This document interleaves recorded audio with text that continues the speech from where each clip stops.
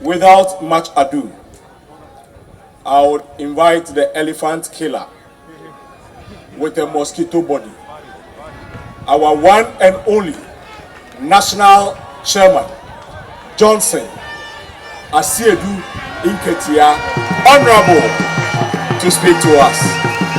Thank you.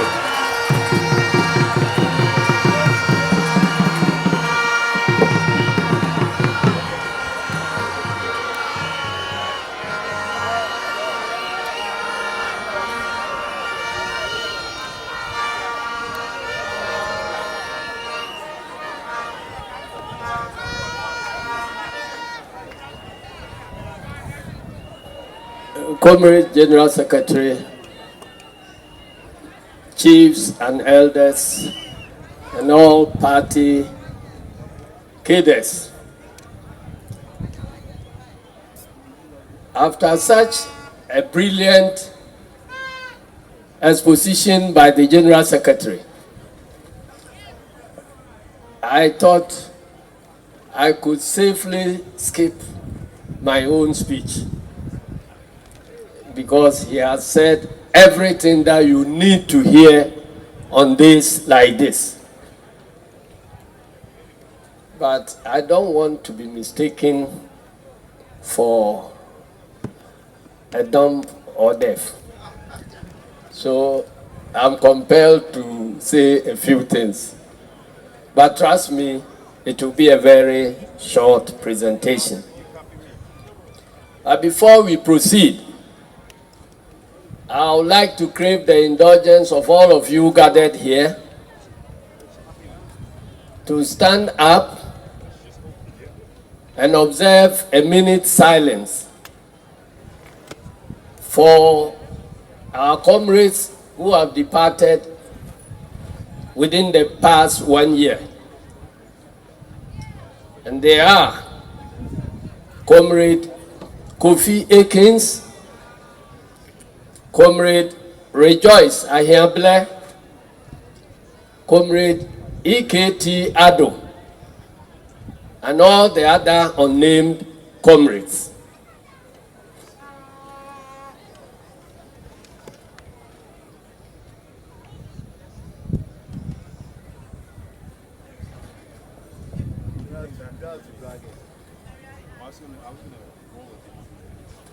Comrade Sharia Ite died before our last celebration, so she was recognized previously. May their souls and the souls of other cadets rest in perfect peace. Amen. You may sit down.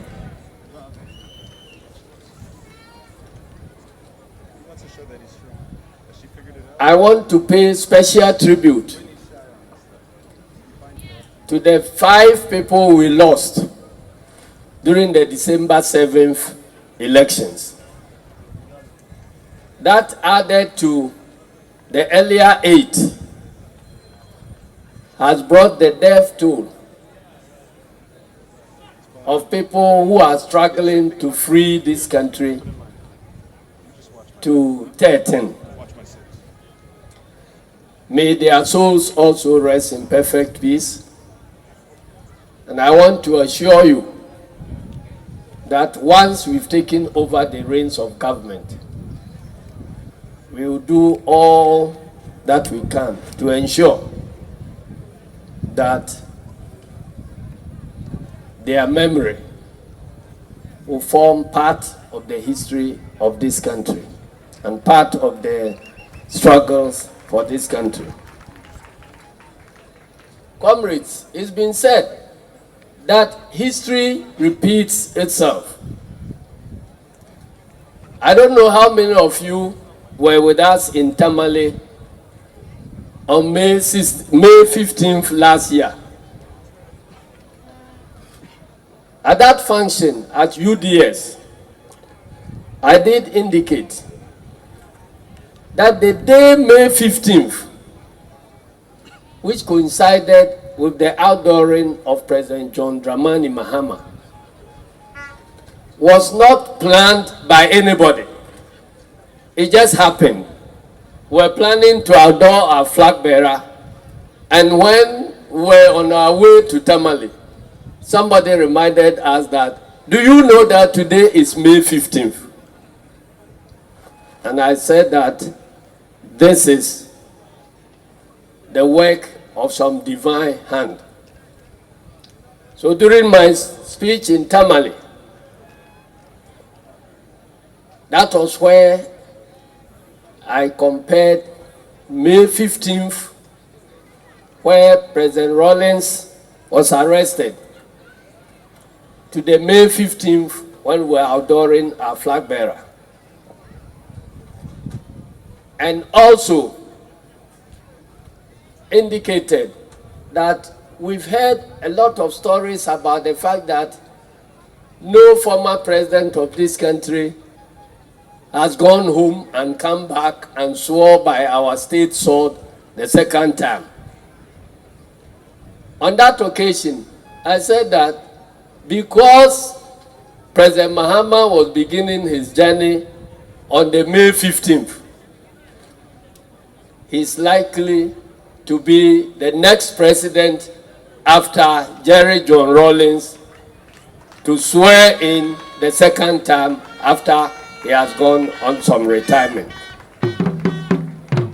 Ladies and gentlemen, this history has been unfolding on our eyes. And President John Dramani Mahama is set to be sworn in again after he had left office for 8 years to become the President of the Republic of Ghana.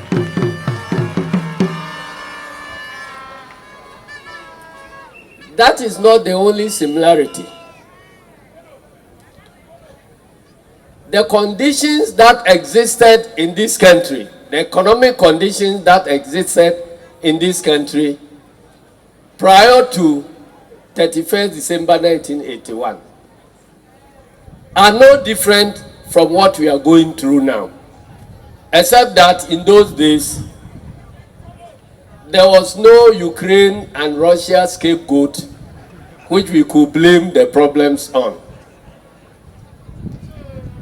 But everything that was true to the conditions prior to December 1981 can also be said to be true today.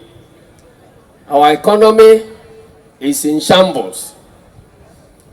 Practically every sector of the economy is in crisis. And I know and believe that it took the PNDC to rescue the country in 1981. And I'm very, very sure that it will take NDC, led by President John Dramani Mahama, to rescue this country once again.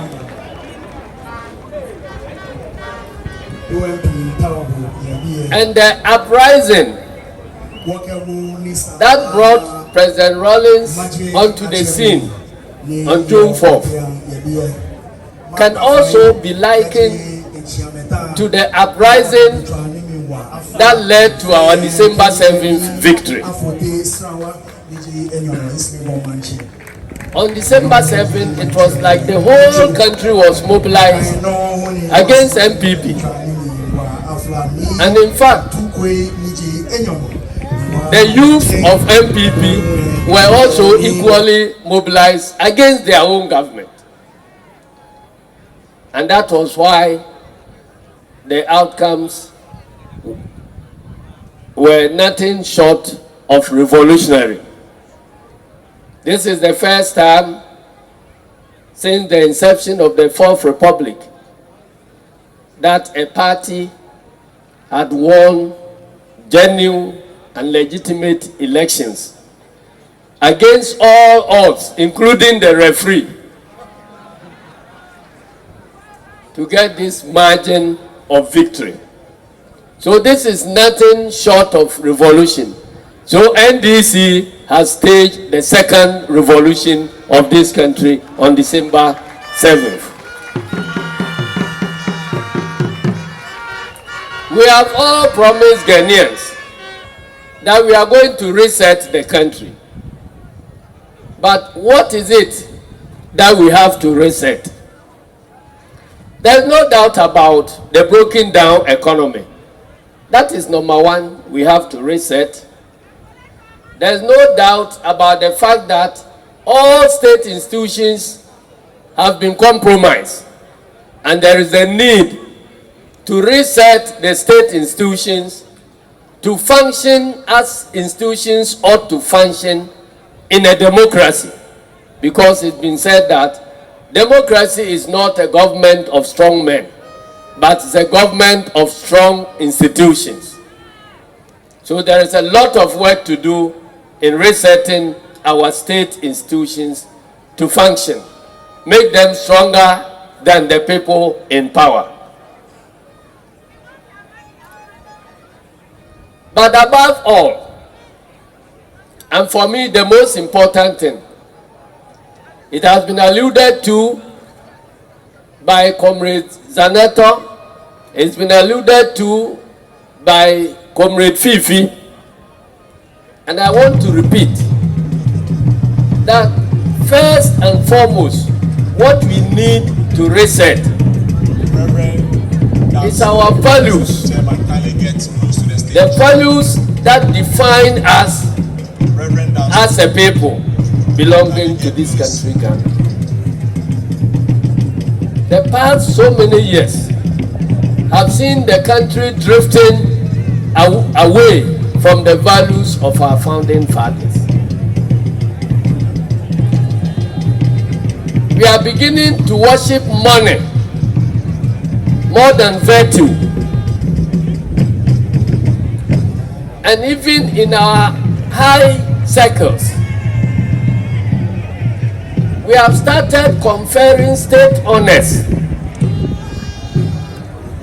on looters and murderers. What are we doing? We are teaching the youth that after all, there's nothing wrong with looting state coffers. That after all, there's nothing wrong with drawing a gun and shooting and killing your fellow Ghanaians.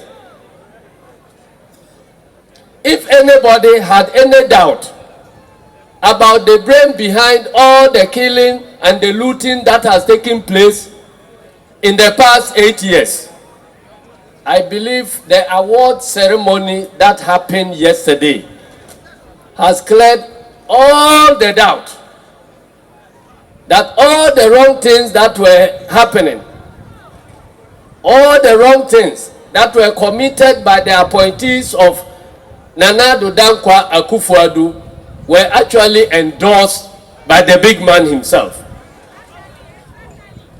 Otherwise, why would anybody with his head properly screwed on award people like this former Kasua MP, who is he? Hawa Kumsin, for shooting and killing Ghanaians during elections? Why? Why should anybody be awarding a state honor to Brenda Champong? Why? In fact, I feel cheated because the people of Brahafo deserve to have one of the honors conferred on Abranye, our regional chairman. And I believe that the people of Ashanti will also complain about why Chairman Wontumi was not awarded.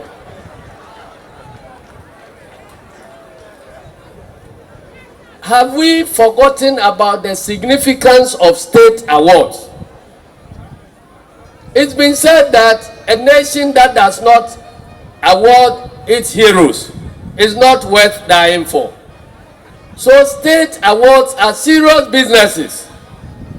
They must be reserved for people of distinction, people who have fought for a good cause. And if we award state honors to vigilante boys and girls, then that is what we are teaching the youth. That after all, it is all right to pick weapons and shoot at people. That after all, it is all right to loot state coffers when you are given the opportunity to serve as a minister. I want to suggest to the rest of Ghanaians that it is about time that we establish